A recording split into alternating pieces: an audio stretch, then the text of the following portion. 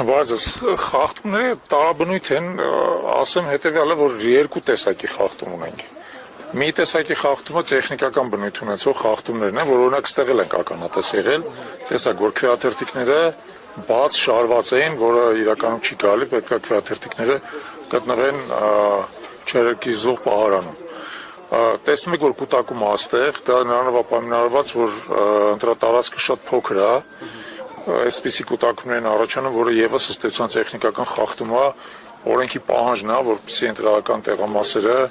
լինեն այնպիսի տարածքները, որոնք բավարար հարմարություն են ապահովում, ներսում կարող են 15 մարդ գտնվել եւ այլն, այստեղ ակնհայտորեն դա հնարավոր չի։ Եվ այլ այս կարգի տեխնիկական բազմաթիվ խախտումներ ունենք, բայց մենք ունենք նաեւ ցավոք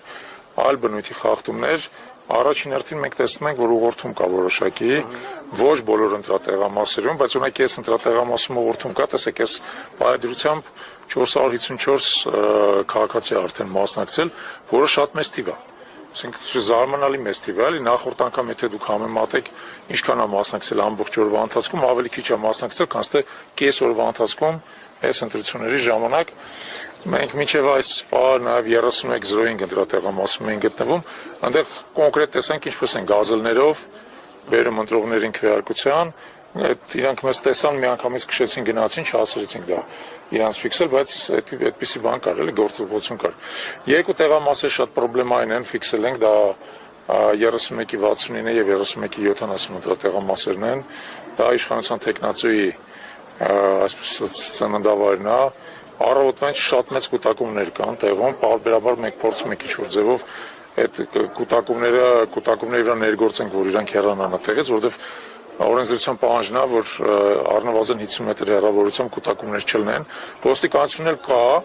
ասենք երբ որ ոստիկանության վրա ներգործում ես, գալիս են սկսում են հորդորել քաղաքացիներին, որ հեռանան, բայց հենց ոստիկանները հեռանում են, էլի քաղաքացիները այդտեղ հավաքվում։ Ստիպված բավական մեծ խմբով այդտեղ հերթապահություն ենք անում, որպեսզի հնարավոր լինի ինչ-որ իմաստով այդ վիճակը տարալուծել, բայց ասեմ, որ ընտրական ակտիվությունը ընդեղ էլ է շատ բարձր, աննորմալ բարձր, այսինքն երբ որ դուք նայում եք որտեղ է շատ բարձր ընտրական ակտիվությունը, որպես կան, այդ ընդեղ է որտեղ համ կուտակումներ կան, համ ուղղորդում կա եւ այլն, այսպեսի փաստեր ունենք, ձեզ էլ խորհուրդ կտանք մի հատ 31:05-ը այցելեք, տեսնեք ընդեղ ինչ է կատարվում։ Այստեղ ուղղորդման դեպքերի հետ կապված ասում է հանձնաժողովի նախագահ, որ նման դեպքեր չեն եղել եւ մեզ ահազանգեր էին իհարկե ստացել քաղաքացիներից, դրա համար ենք այստեղ նաեւ քաղաքացիներն ասում են, որ որոշ թերթիկներ իրենց չեն տվել, հետո է արձանագրվել դա, որպես խախտում, նաեւ հայաքվեի դիտորդներ դա արձանագրել, ինչով եք այս ամենը պայմանավորում։ Տեսեք, նախ ընտրատեղամասի ղեկավարը չի կարող պնդում անել ուղղորդում եղել է թե չի եղել, որտեղ ուղղորդումը ոչ թե տեղամասում է լինում, այլ տեղամասից դուրս։ Հանձնաժողովի նախագահը ինքը այդ ամբողջ ընթացքում գտնվում է տեղամասի ներսում, նա չի կարող տեսնել տեղամասից դուրս ինչ է կատարվել։ Իրականում ես խորհուրդ կտայի, որ դուք իսկապես տեսանկարահանեիք ոչ միայն ինչ-որ տեղամասի ներսում է, այլ ինչ-որ տեղամասի մուտքի մոտ, դիմացի փողոցներում եւ այլն, այդտեղ է երևում ուղղորդում կա թե չէ։ Մենք ուղղորդում ընդգծված տեսել ենք 31-69-31-70 տեղամասում, ձեզ էլ խորհուրդ կտանք այդ այնտեղ այցելեք, այնտեղ կոնկրետ ասենք նախընտրական շտաբների իշխանության տեխնացուի գտնվում են ընտրական տեղամասի 30 մետր հեռավորության վրա, որը եւս օրենքի խախտում է։